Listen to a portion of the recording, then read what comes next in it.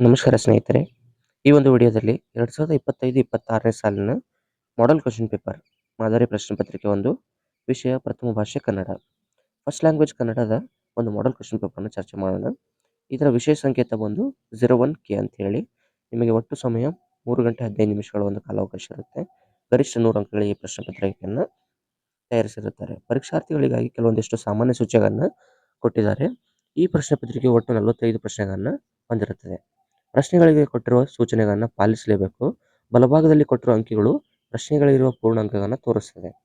ಪ್ರಶ್ನೆ ಪತ್ರಿಕೆಯನ್ನು ಓದಿಕೊಳ್ಳಲು 15 ನಿಮಿಷಗಳ ಕಾಲಾವಕಾಶವು ಸೇರಿದಂತೆ ಉತ್ತರಿಸಲು ನಿಗದಿಪಡಿಸಲಾದ ಸಮಯವನ್ನು ಪ್ರಶ್ನೆ ಪತ್ರಿಕೆಯ ಮೇಲ್ಭಾಗದಲ್ಲಿ ನೀಡಲಾಗಿದೆ. ಒಂದನೆಯದು, ಕೆಳಗಿನ ಪ್ರಶ್ನೆಗಳಿಗೆ ಅಥವಾ ಅಪೂರ್ಣ ಹೇಳಿಕೆಗಳಿಗೆ 4 ಆಯ್ಕೆಗಳನ್ನು ನೀಡಲಾಗಿದೆ. ಅವುಗಳಲ್ಲಿ ಸೂಕ್ತವಾದ ಉತ್ತರವನ್ನು ಆರಿಸಿ ಕ್ರಮಾಕ್ಷರದೊಂದಿಗೆ ಬರೆಯಿರಿ. ನೋಡ್ರಿ, ಇಲ್ಲಿ ಒಟ್ಟು 1 ಅಂಕದ 6 ಮಲ್ಟಿಪಲ್ ಚಾಯ್ಸ್ ಕ್ವೆಶ್ಚನ್ಸ್ಗಳನ್ನು ಕೇಳಿದ್ದಾರೆ. ಮೊದಲನೇ ಪ್ರಶ್ನೆ ನೋಡ್ಬೋದು ನೀವು. ವರ್ಗೀಯ ವ್ಯಂಜನಗಳು ಪಂಚಮಾಕ್ಷರಗಳಿವು. ಆಪ್ಷನ್ಸು ಅನ್ನಾಸಿಕಗಳು, ಮಹಾಪ್ರಾಣಾಕ್ಷರಗಳು, ಅಲ್ಪ ಪ್ರಾಣಾಕ್ಷರಗಳು, ಯೋಗವಾಗಳು ಈ ರೀತಿ ಇರುತ್ತೆ. ಅದಲ್ಲದೆ ಎರಡನೇದು, ಇಲ್ಲಿ ಸಂಧಿ ಮೇಲೆ ಪ್ರಶ್ನೆ ಕೇಳಿರೋದನ್ನು ನೋಡಬಹುದು. ಅದಲ್ಲದೆ ಮೂರನೇದು, ಒಂದು ಪೂರ್ಣ ಕ್ರಿಯಾಪದದೊಂದಿಗೆ ಸ್ವತಂತ್ರವಾಗಿರುವ ವಾಕ್ಯಗಳ ನಂತರ ಏನು ಪ್ರಭೇದಗಳವಲ್ಲ ಅದರಲ್ಲಿ ಒಂದು ಪ್ರಶ್ನೆಯನ್ನು ಕೇಳಿರೋದು. ಅದಲ್ಲದೆ ಕ್ರಿಯಾಪದದ ಮೂಲ ರೂಪ ಇದನ್ನು ಪ್ರಶ್ನೆಯನ್ನು ಕೇಳಿದ್ದಾರೆ. 5ನೇ ಪ್ರಶ್ನೆ, ಲೋಕದಳು ಎಂಬ ಪದದಲ್ಲಿರುವ ವಿಭಕ್ತಿ ಪ್ರತ್ಯಯ. 6ನೇದು, ಮುಂಗೈ ಪದವು ಈ ಸಮಸ್ಯೆಗೆ ಉದಾಹರಣೆಯಾಗಿದೆ. ಸಮಾಸದ ಮೇಲೆ ಪ್ರಶ್ನೆಯನ್ನು ಕೇಳಿರೋದನ್ನು ನೋಡಿರಬಹುದು. ಇನ್ನು 2ನೇದು, ಕೆಳಗಿನವುಗಳಲ್ಲಿ ಮೊದಲೆರಡು ಪದಗಳಿರುವ ಸಂಬಂಧದಂತೆ 3ನೆಯ ಪದಕ್ಕೆ ಸರಿಹೊಂದುವ ಸಂಬಂಧಿ ಪದವನ್ನು ಬರೆಯಿರಿ. ವೀರ, ಬೀರ, ಕೊಡಲಿ ಏನು ಬರುತ್ತೆ ಅದನ್ನು ನಾವು ಕರೆಕ್ಟಾಗಿ ಬರೀಬೇಕು. ನದಿ ರೂಢನಾಮ, ವಿಜ್ಞಾನಿ ಏನಾಗುತ್ತೆ ಅಂತ ಬರೀಬೇಕು. ಬನ್ನಿ ಬನ್ನಿ ದ್ವಿರುಕ್ತಿ, ಹಾಲು ಜೇನು ಇದು ಏನಾಗುತ್ತೆ ಅಂತ ಹೇಳಿ ಬರೀಬೇಕು. ನೋಟ ಕೃದಂತ ಭಾವನಾಮ, ಪೇರ್ಮೆ ಏನಾಗುತ್ತೆ ಅಂತ ಹೇಳಿ ಬರೀಬೇಕು.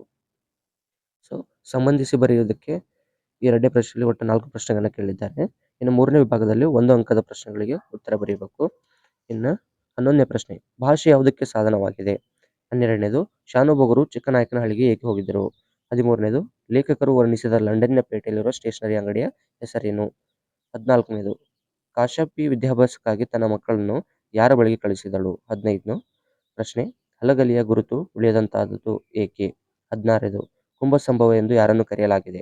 17, ಪುಟ್ಟಪೋರಿ ಏನು ಮಾಡುತ್ತಿದ್ದಾಳೆ. ಇನ್ನು 4ನೇ ವಿಭಾಗದಲ್ಲಿ ಕೆಳಗಿನ ಪ್ರಶ್ನೆಗಳಿಗೆ 3 ಅಥವಾ 4 ವಾಕ್ಯಗಳಲ್ಲಿ ಉತ್ತರ ಬರೆಯಿರಿ. ಒಟ್ಟು 10 ಪ್ರಶ್ನೆಗಳನ್ನು 2 ಅಂಕಗಳಿಗೆ ಕೇಳುವುದನ್ನು ಗಮನಿಸಬಹುದು. ವ್ಯಾವಹಾರಿಕ ಮತ್ತು ಗ್ರಾಂಥಿಕ ಭಾಷೆಯ ಲಕ್ಷಣಗಳಾವವು. 19ನೇ ಪ್ರಶ್ನೆ, ನಾಲ್ವಡಿ ಕೃಷ್ಣರಾಜ ಒಡೆಯರ ಕಾಲದಲ್ಲಿ ಕಾರ್ಯರೂಪಕ್ಕೆ ಬಂದ ನೀರಾವರಿ ಯೋಜನೆಗಳಾವವು.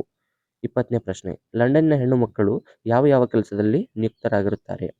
21ನೇ ಪ್ರಶ್ನೆ, ಸೂರ್ಯಮಿತ್ರನು ಮಾವನೆಂದು ತಿಳಿದಾಗ ವಾಯುಭೂತಿಯ ಪ್ರತಿಕ್ರಿಯೆ ಹೇಗಿತ್ತು. 22ನೇ ಪ್ರಶ್ನೆ, ಹೊಸಗಾಲದ ಹಸು ಮಕ್ಕಳನ್ನು ಹಕ್ಕಿ ಹೇಗೆ ಹರಸಿದೆ. 23ನೇ ಪ್ರಶ್ನೆ, ಹಲಗಲಿಗೆ ದಂಡು ಬರಲು ಕಾರಣವೇನು. 24ನೇ ಪ್ರಶ್ನೆ, ಭಗತ್ ಸಿಂಗ್ನ ತಾಯಿಯ ಕಣ್ಣುಗಳಿಂದ ನೀರು ಧಾರಾಕಾರವಾಗಿ ಹರಿಯಲು ಕಾರಣವೇನು. 25ನೇ ಪ್ರಶ್ನೆ, ವಿವೇಕಾನಂದರ ದೃಷ್ಟಿಯಲ್ಲಿ ದೇಶದ ಪ್ರಗತಿ ಹೇಗೆ ಸ್ಥಿರವಾಗುವುದು. 26ನೇ ಪ್ರಶ್ನೆ, ಭಗವಂತನಲ್ಲಿ ಶರಣಾಗುವ ಭಾವ ಅಕ್ಕ ಮಹಾದೇವಿ ವಚನದಲ್ಲಿ ಹೇಗೆ ವ್ಯಕ್ತಗೊಂಡಿದೆ. 27ನೇ ಪ್ರಶ್ನೆ, ಪೈಗಳ ತಮ್ಮನ ನೂಲು ಮದುವೆಯ ಸಿದ್ಧತೆ ಹೇಗೆ ನಡೆಯುತ್ತಿತ್ತು. ಸೊ ಒಟ್ಟಾರೆ ಇಷ್ಟು ಪ್ರಶ್ನೆಗಳಿಗೆ ನೀವು ಉತ್ತರವನ್ನು ಬರೀಬೇಕು. ಇನ್ನು 5ನೇ ವಿಭಾಗದಲ್ಲಿ ಕೆಳಗಿನ ಕವಿಗಳ ಸಾಹಿತಿಗಳ ಜನ್ಮಸ್ಥಳ, ಕಾಲ, ಕೃತಿ ಮತ್ತು ಬಿರುದು ಪ್ರಶಸ್ತಿಗಳನ್ನು ಕುರಿತು ವಾಕ್ಯ ರೂಪದಲ್ಲಿ ಕವಿ ಪರಿಚಯನ ನೀವು ಬರೀಬೇಕು. ಒಟ್ಟು 2 ಪ್ರಶ್ನೆಗಳನ್ನು ಕೇಳಿದ್ದಾರೆ. ಒಂದು ದೇವನೂರು ಮಹಾದೇವರದು ಕವಿ ಪರಿಚಯ, ಇನ್ನೊಂದು ಪಂಪ ಇವರ ಕುರಿತು ಕವಿ ಪರಿಚಯನ ಬರೀಬೇಕು. ಇನ್ನು 6ನೇ ವಿಭಾಗದಿಂದ ಕೆಳಗಿನ ಪದ್ಯ ಭಾಗಕ್ಕೆ ಪ್ರಸ್ತಾರ ಹಾಕಿ ಗಣ ವಿಭಾಗ ಮಾಡಿ ಛಂದಸ್ಸಿನ ಹೆಸರನ್ನು ಬರೆಯಿರಿ. ಇದು ಒಟ್ಟು 3 ಅಂಕಗಳಿಗೆ. ಎನಗೆ ಮನವಿಂದು ಶೂನ್ಯಂ ಮನೆ ಶೂನ್ಯಂ ಬಿಡು ಶೂನ್ಯಂ ಆದುದು ಸಕಲ. ಈ ಒಂದು ಛಂದಸ್ಸಿಗೆ ನೀವು ಗಣ ವಿಭಾಗ ಪ್ರಸ್ತಾರ ಹಾಕಿ ಗಣ ವಿಭಾಗ ಮಾಡಿ ಛಂದಸ್ಸನ್ನು ಹೆಸರಿಸಬೇಕು. 7ನೇ ವಿಭಾಗದಲ್ಲಿ ಕೆಳಗಿನ ವಾಕ್ಯದಲ್ಲಿರುವ ಅಲಂಕಾರವನ್ನು ಹೆಸರಿಸಿ ಲಕ್ಷಣ ಬರೆದು ಸಮನ್ವಯಗೊಳಿಸಿ. ಅಲಂಕಾರದ ಮೇಲೆ ಪ್ರಶ್ನೆ ಕೇಳಿದರೆ, ಮಾರಿಗೌತಣವಾಯಿತು ನಾಳಿನ ಭಾರತವು.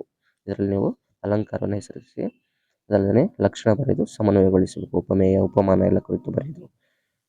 ಇನ್ನು 8ನೇ ವಿಭಾಗದಿಂದ ಕೆಳಗಿನ ಗಾದೆಗಳಲ್ಲಿ ಯಾವುದಾದ್ರೂ ಒಂದನ್ನು ಗಾದೆಯ ಮಹತ್ವದೊಂದಿಗೆ ವಿಸ್ತರಿಸಿ ಬರೀರಿ. ಇನ್ನು ಗಾದೆಯ ಮಹತ್ವವನ್ನು ಬರೀಬೇಕು. ಇಲ್ಲಿ ನೀವು 32ನೇ ಪ್ರಶ್ನೆ ಅಂತ ಇದರಲ್ಲಿ 2 ಆಪ್ಷನ್ಸ್ ಅನ್ನು ಕೊಟ್ಟಿದ್ದಾರೆ. ಕೈ ಕೆಸರಾದರೆ ಬಾಯಿ ಮೊಸರು, ಮನಸ್ಸಿದ್ದರೆ ಮಾರ್ಗ.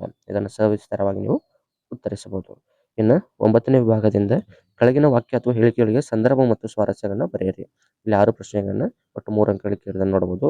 33ನೇ ಪ್ರಶ್ನೆಯಲ್ಲಿ ಮಡಿಯಬೇಕಾದರೆ ಮಾಡಿಯೇ ಮಡಿಯುತ್ತೇನೆ. ಇದು ಯಾವ ಪಾಠದಿಂದ, ಇದು ಯಾವ ಸಂದರ್ಭದಲ್ಲಿ ಇದ್ರ ಮತ್ತೆ ಸ್ವಾರಸ್ಯವನ್ನು ಬರೆಸಬೇಕು. 34ನೇದು, ತಾವು ಕಡಿಮೆ ಮಾತನಾಡಿದ್ದೀರಿ, ಹೆಚ್ಚು ಕೆಲಸ ಮಾಡಿದ್ದೀರಿ.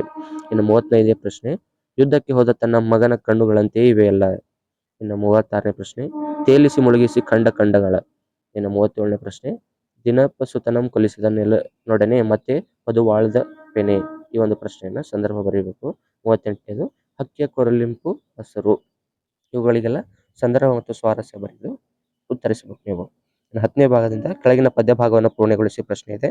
ಇದು ಒಟ್ಟು 4 ಅಂಕಗಳಿಗೆ. ಕಲುಷಿತವಾದ ನದಿ ಜಲಗಳಿಗೆ ಒಂದು ಪ್ರತ್ಯಯ ಇದೆ, ಅದಲ್ಲದೆ ಮತಗಳೆಲ್ಲವೂ. ಇದೊಂದು ಕಂಪ್ಲೀಟ್ ಎರಡರಲ್ಲಿ ಯಾವುದಾದ್ರೂ ಒಂದು ಬರೀಬೇಕು ನೀವು. ಸೊ ಇನ್ನು 11ನೇ ವಿಭಾಗದಿಂದ ನೀವು ಕೆಳಗಿನ ಪದ್ಯ ಭಾಗವನ್ನು ಓದಿ ಅರ್ಥ ಮಾಡಿಕೊಂಡು ಅಡಕವಾಗಿರುವ ಮೌಲ್ಯವನ್ನು ಆಧರಿಸಿ ಸಾರಾಂಶ ಬರೆಯಿರಿ. ಪದ್ಯದ ಸಾರಾಂಶವನ್ನು ಒಟ್ಟು 4 ಅಂಕಗಳಿಗೆ ಕೇಳಿರುತ್ತಾರೆ.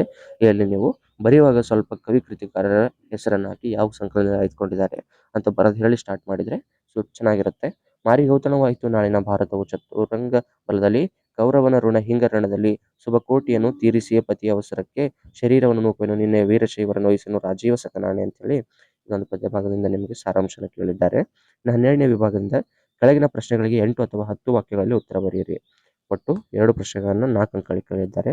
ನಿಮ್ಗೆ ಚಾಯ್ಸ್ ಕೊಟ್ಟಿದ್ದಾರೆ. 41ರಲ್ಲಿ ನಂಬಿ ಕೆಟ್ಟವರಿಲ್ಲ ಎಂಬ ಮಾತು ಶಬರಿಯ ಪಾಲಿಗೆ ಹೇಗೆ ನಿಜವಾಗಿದೆ ಅಂತ ಹೇಳಿದೆ.